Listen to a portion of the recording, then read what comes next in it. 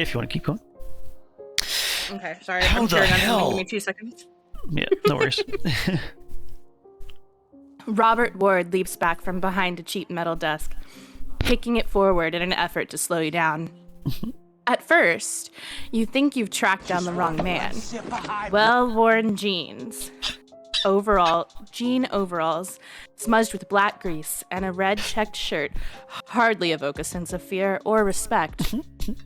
But one glance at Key's face confirms that you're right where you're supposed to be.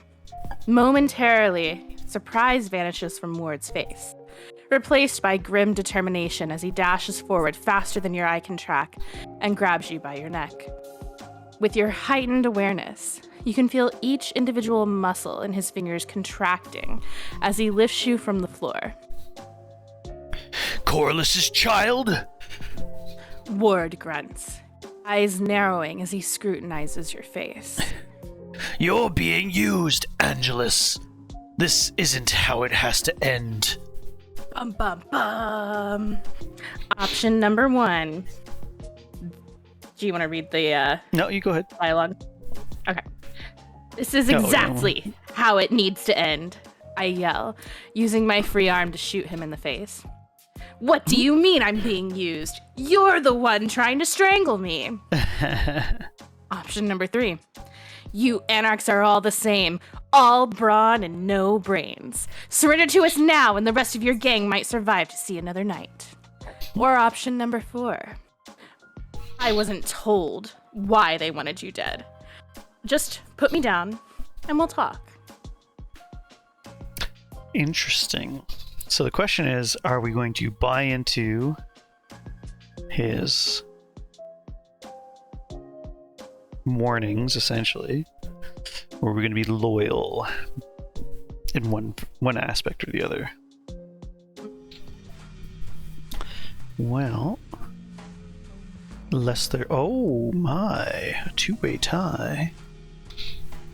Oh, we got a tie between Last minute number moments. 1 and number 4. All right. And then one vote for number 2. A 1d4. 1 and 2 are going to be D4. number 1, and 3 and 4 is number 4.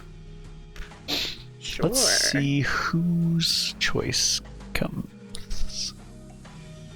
It really comes down to loyalty or, like, at least some willing to... I walk a lonely road, the only one that I have ever known. Number 4. All right. Calmly being crushed in my windpipe, I ask him, was told why they wanted you dead. All right, well, that's fair. Fate has decided. I have very little choice at the moment, he growls, eyes shifting to Bouchard and as the Nosferatu slinks toward him, fangs bared, making way for Luca and Jordan to aim their guns. They hesitate, only holding back their shots to avoid hitting you. Your mind has been trampled with, child. Question those in power around you, and you'll learn the truth. We'll meet again. The muscles in his left hand tense around your neck as his right arm wraps around your torso with the speed of a viper. In your peripheral vision, you can see Key charging forward, seemingly in slow motion as the world revolves around you in a sickening spiral. Ward heaves you backward with such force that the fragile brick wall explodes outward, sending you flying almost 100 feet into the open air in a graceless arc, your world tumbling around you. Damn. I don't know if you know how big a 100 feet being thrown is, but that's pretty crazy. That's pretty far, yeah. Yeah. It's like being shot put out into the freaking into a baseball field. It's like that TikTok where it's like wee. If we choose an even number next choice, you do 10 push-ups. All right, fair enough. Time seems to slow as you descend, jagged pieces of rebar slashing at your neck and chest, as you manage to twist aside just in time to avoid being impaled grotesquely on the leaning wall of a partially demolished building. You hit the ground, skidding and twisting through a field of heavy gravel and chunks of pulverized concrete, abrasions tearing at your open wounds. When you finally come to a stop, your vision swims, red-rimmed and dark in one eye. You blink for a moment, imagining you must be hallucinating. But then the spinning twin visions converge on each other, manifesting in the form of a cowering mortal couple. One of them has been struck in the head by a fist-sized chunk of brick. Blood oozes from the deep gash, and their companion, who had been holding a bit of cloth to their forehead in an attempt to staunch the flow, has dropped it in favor of shielding their partner. Hey, Cucumber Cocoon, how's it going? What's up, Q? Stinging pangs of desire overwhelm you, and for a moment, all you can see is a talking sack of meat and blood. Please. Please. Yeah, I don't know if it's a female or male, to be honest. We don't know. Yeah, go ahead. The moral stutters. I'll do the talk. Yeah. we need to get to a doctor. Stupid thing to say, if only because you doubtless look worse than they do. Your hands claw at the dust and gravel as you pull yourself forward, unable to vocalize your desperate need. Your only true desire in this moment, primal hunger, overwhelms you. Overwhelms years of social programming and Camarilla directives. The loss of blood as your body mended itself has awakened the beast within. You must feed. As you grow closer, you lose focus again, and the couple swims before your eyes, their faces changing into ghostly visions. As what remains of your humanity does battle with the beast threatening to consume you, it digs through long hidden memories, slowly reeling you back from the brink of madness. The appearance of the uninjured mortal twists and morphs until you are staring into a mirrored set of eyes, a mirrored face, a mirrored soul from a time before it was indelibly stained by corruption. You would weep to see this earlier version of yourself if you had tears left to shed. This choice determines your gender and age. Oh, okay. That's cool. Nice. So, as I said, I tend to be pretty straightforward. A young man stares back at me, his eyes ablaze with youthful vigor. A middle-aged man gazes wistfully through me, longing for a different future. An elderly gentleman. I'm okay with any of the I don't think you should be male. elderly. I'm okay with either, I suppose. But sure. I don't think elderly fits you. Not That's for fair. what we're doing. That's fair. Yeah. Do you want to just do like one or two then? I'm between between young or middle-aged. I think either would be fine. So let's do one or sorry. No, sorry. Let's do one or two. Two or four. You're choosing young or middle-aged. Yes, exactly. Essentially.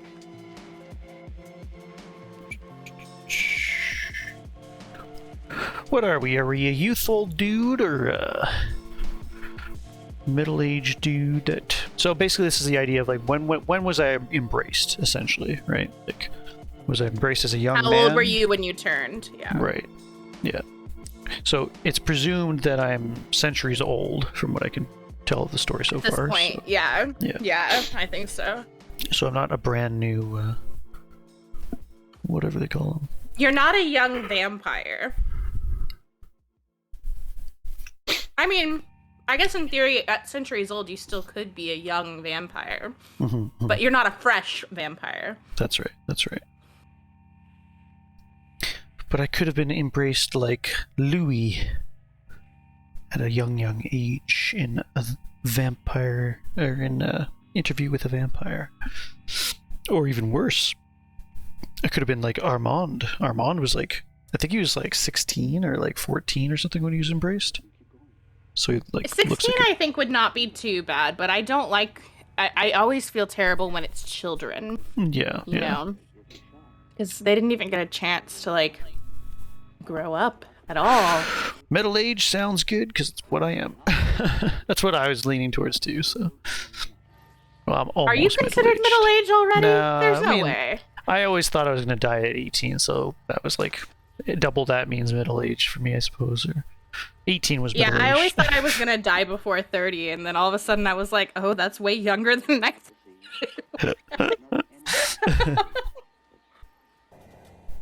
Nice. Your eyes shift away from your mirror image to his companion, and a sharp pang of anguish racks your body and mind. Long-forgotten memories of a partner you once cherished float before you, marred by the deep gash on their forehead.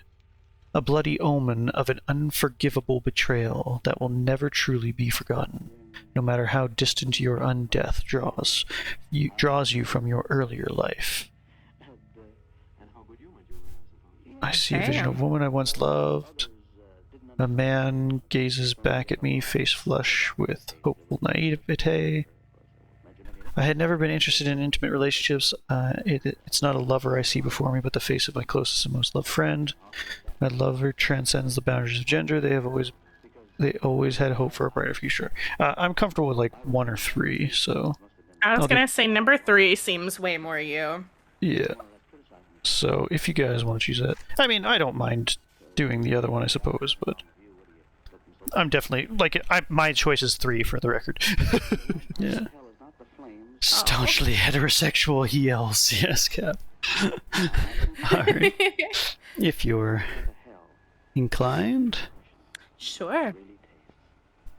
In this moment of pure animal desperation, all you can think of, all you want in the world, is to hold your friend tight to you, to relive some of what has been lost, to heal your mind as well as your body. Oops, sorry. This This unearthly desire proves too great to resist, and you draw forward, embracing your friend and pulling her close. She struggles at first, but eventually yields to your touch, a deep groan of pleasure on her lips. This sounds way more sexual than we were intending. The feeling is euphoric. Hot tears stream down your cheeks and your chest constricts with gut-wrenching emotion as your embrace spans what feels like hours of pure bliss. And then there's pain, and you're able to ignore it at first, but it returns with a vengeance as your friend is torn from your arms, a sad smile etched on her lips. No! The word rips its way from the bottom of your black and shriveled lungs. Not again! Your eyes shift to the demon pulling your friend away, and you recognize yourself in its face once again. Not as you once were, but as you are now. Soul twisted and shriveled, a gaping maw with protruding fangs. You leap forward, ripping your doppelganger away from his prey before plunging your teeth into his neck. Not ever again! You grunt against his flesh, crimson bubbles flowering at the edges of your mouth as you scream defiance, even while you drain your personal demon dry. When at last he breathes no more, you fall back, triumphant exultation fading as your body finishes knitting itself together again. Reality settles around you again, and you feel a biting sting of dread as you turn to take in the true scene. The mutilated body of a young man lies sprawled on the ground, his neck torn open and hanging out at an unnatural angle, expression locked in sheer terror and disbelief. He's tightly grasping the hand of a young woman he'd somehow held on even as he drained the life from his body. Unlike her partner, the young woman has yet to succumb to oblivion. Irregular breathing causes her chest to rise and fall, and her eyes drift listlessly until they alight on you, your lips and chin slathered in a mix of blood from both your victims. She tries to scream, but finds herself unable to summon the necessary breath, and all that comes from her lips is the pitiful squeak of a prey animal. She's dying. She knows it. You know it. I don't want to die here. She rasps, her knuckles going white as she clutches her dead partner's hand. Your head is spinning as you sink to your knees before the woman, unable to banish the vision of your friend's face. Her expression of betrayal was not all dissimilar to the gaze of the young woman, soft eyes searching for answers and wondering why. How you could have done such a thing. Please, she whimpers. All right, so option number 1. I can never forgive this woman for reminding me of my past so harshly. I harden my heart and kill her up close and personal. Option number 2. She deserves mercy. Killing her is the most humane thing I can do. Or number 3. Can't bear to cause this innocent woman any more harm. I turn my back and allow her to bleed out in peace. Well, that's a fucking waste. That is a waste. Well, and it's not necessarily like not doing harm. Like, you're not saving her, so she is going to die, so you are harming her by not doing something. Yeah, it's like, so you hit a deer while you're driving down the road, you know, and that deer, you can either leave it to bleed out and die on its own, or you have a shotgun in the back of your car and you can, you know, make it go a little quicker, not suffer. What are you going to do? Yeah. Yeah, I agree. I think she deserves mercy. I'm just gonna break her neck or something. Hopefully, that's kind of what I want to do. Is like, just go. Okay, see ya. Like a rabbit, you know. I say finish your feast, like, you know. Sorry, Oh, you're good. Yeah. No. Yeah, I mean, you could, I suppose, but. It doesn't say how you're killing her. It just says killing her is the most humane thing to do. So. Well, it looks like the votes are all for number 2. Yeah, that's what I would have gone with. Yeah. That's what I would have gone with. Like the dog in House of Cards first episode. Oh yeah. I'm gonna be honest, I had blocked out so much of that show because it traumatized me. Wow. Because it was way too close to real life that I was like, I can't watch this. I can't do it. Yikes. You're not certain why you choose to take mercy on this mortal. The memories she invoked are painful, and part of your undead instinct dearly wishes for her to suffer from making you remember. Perhaps your mercy is merely pragmatism. If your victim somehow manages to survive against all odds, she could be a masquerade risk that may be traced back to you. And your sire would doubtless treat you with far less charity than you showed your own victim. You kneel beside her and pick up a knife-like shard of debris. You could shoot her, but you don't want to attract too much attention while you're still on your own and only newly mended. To business, then. You grit your teeth as you slash the mortal's throat with the makeshift knife. She gasps, and blood pulses through the wound. Such a waste. Within seconds, she's on the ground, blissfully passed on to whatever afterlife awaits her.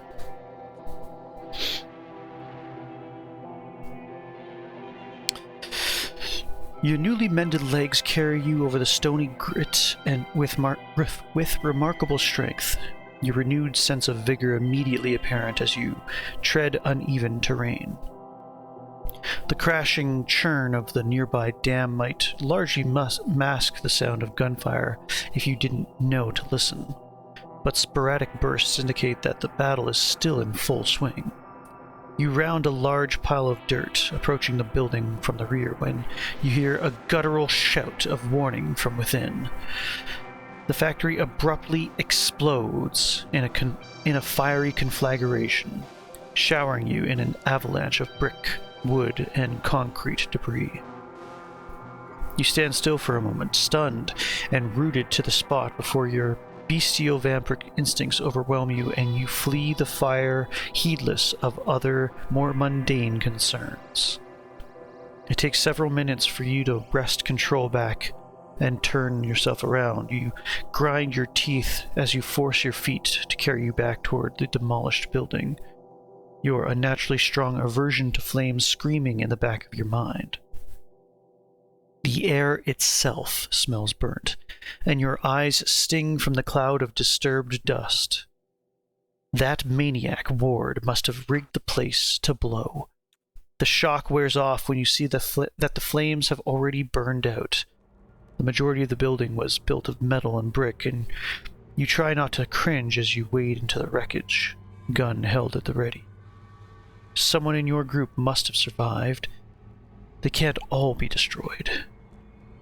Who are we looking for, folks? I search hoping to find Luca. She's a sister of sorts, after all, the child of my own sire. My thoughts turn to Key. If anyone can get us out of this mess, it will be the sheriff. Hopefully I can find him. I need to find Jordan. Oh, so Jordan was a chick. Okay.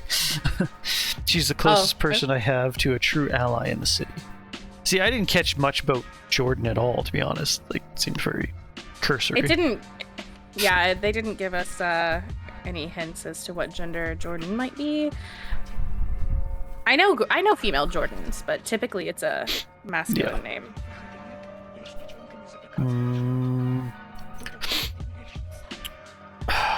I don't like Key. I don't know Jordan. The only one that seems reasonable is Luca, personally. I agree. So I think I'll vote for that.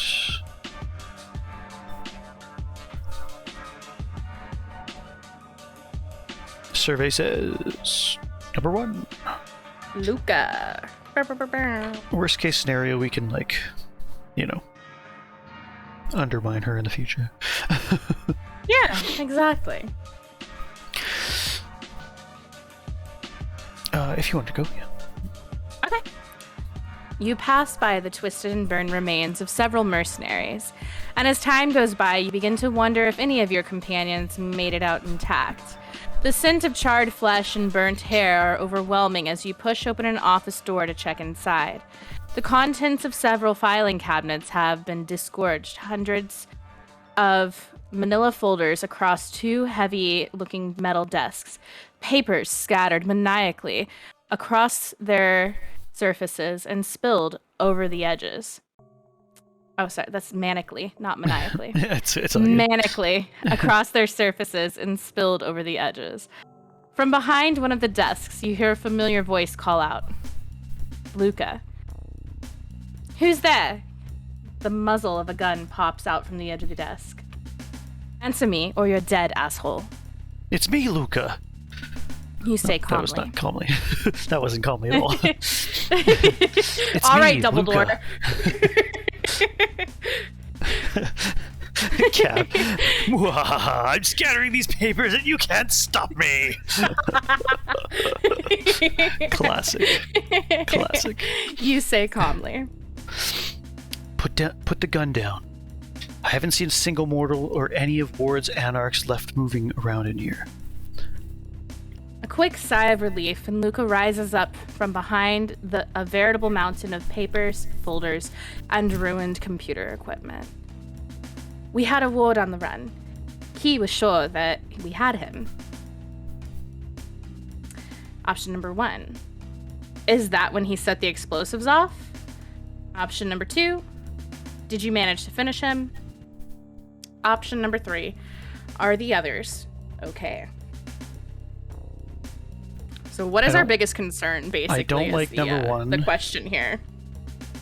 I don't like the 1 because it gives her, like, so it's already suspicious to me that she's alive in the first place, right? Very convenient that she's alive. And so if I say, oh, is that when the explosive went off, then she can run with that story, and I'm already kind of bought into the lie. You're that she might helping have her, available. essentially. Right. Yeah. Asking whether or not you finished him off isn't bad. Concern for the others might be okay as well. I'm okay with 2 or 3. I'm not sure. Because of our previous choices, we've been a little bit more keen, whether we meant to or not, but we've been more keen on, like, being concerned for others than necessarily the mission. Otherwise, we wouldn't have asked him the question we did. So I think 3 is just fits the our logical personality one. I Yeah. think more so. Yeah, it wouldn't be bad to figure out where everybody else is in our crew anyway. Also true. Also so true. It's sort of like, okay, who's the bad? Basically, my thoughts are like, who's the bad guy here? Because with the whole intrigue thing, that's where my mind always goes. This is Goose Goose Duck, just in like psycho vampire terms. I like it. Although that would be a really sick new game if they did like a Vampire the Masquerade meets like a like an Among Us kind of game. Among Us, I would play that for sure. That'd be sick. That'd be I'd play sick. that for sure. All right, let's I take like a look. the premise of Goose Goose Duck. I can't. I don't know. I get it. I'm not as big a fan of the animation as I am like playing I'm Among Us. You know. 100% behind you. Like I said, like I think everything about the game is superior except for the art style and just the feel of the game. It's so it's kind of like when you've seen anime kind of thing, like a good style of anime that you like versus like stick figures. It's like, well, that's anime. Yep. It's like, well, and this is like stick figures. It's like, it's not that stick figures are horrible if done well, but it's like, it's also a complete category difference in terms of what it looks like. Goose Goose Duck has vampire mode. Yeah, I recognize that. I was thinking more in line with the specific abilities of the thing.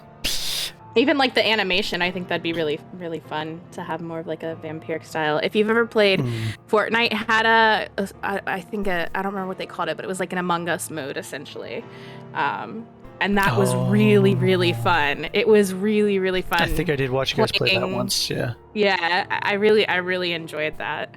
That was the one time that like I was watching you guys and I thought, could I play this game? Maybe I'll download Fortnite. Yeah, and then like pretty much about like within 20 seconds of saying that, I was like, you're not fucking playing Fortnite. Just stop. No matter what it is, you're just not playing it. Okay. Right. I saw Jordan running to the front exit, but we got cut off from each other. I couldn't think with the flames surrounding me. I didn't have much time to gather my thoughts, so I hid here until I could think straight. Oh, you want me to read that, or you want to read that? Oh, sorry. Yeah, she shakes her head. I was. We need to search. Oh, you're good. You're good. You're good. We need to search for survivors and witnesses before the police get here.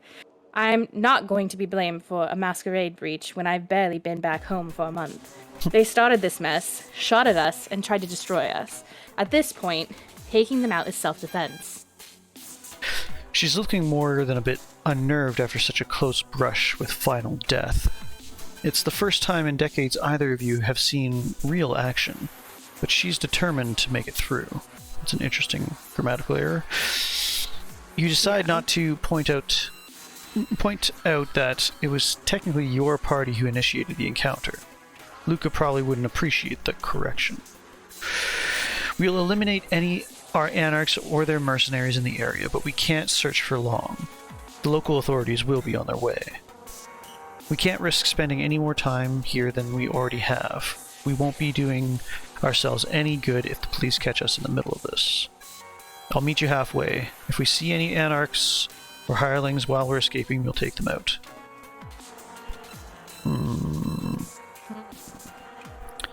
Are we going to be like gung-ho on our mission? Are we going to be like, okay, let's peace out? Or are we going to be like, okay, let's peace out, but if we see anybody, we got to murk them? It's kind I of. think the last one makes the most sense, just personally. I'm going to vote this one because I think we'll probably have different views on this one. But again, it's because I know me and I know you. So we'll see what the audience says. What are you leaning toward?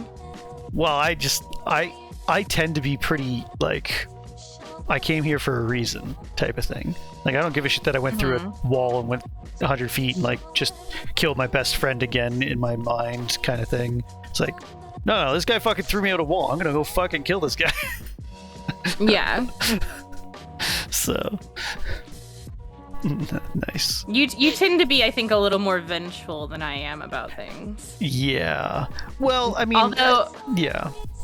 I think it depends, because if somebody hurt someone that I care about, I tend to be extremely vengeful. Right. But if it's a situation kind of just involving myself, I'm like, let's just do what we were gonna, Let's get out of here. Save ourselves. Kill some people along the way. It's fine. It's all good. It's definitely a weird thing for a Toreador to do, I think. Oh no. We got a three-way tie. Three-way tie, yeah. Yeah, I'm fine with the dice D6? roll on this. Yeah, sure. I'm actually okay with any of these options, to be honest. And the reason why is like I know what my personality is, but it's not necessarily what a Toreador would do. Like we're already like really messy and like messed up and like, okay, I think it's time to just like get back to an actual social situation. I'm not a warrior by design of my vampire kin.